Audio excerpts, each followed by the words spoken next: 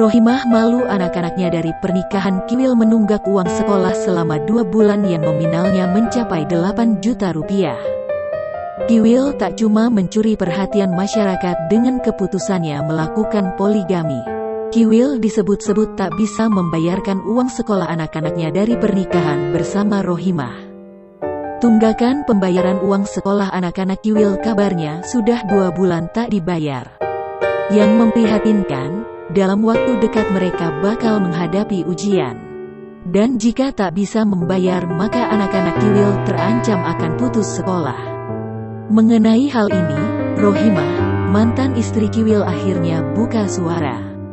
Karena anak-anak juga sulit menghubungi bapaknya.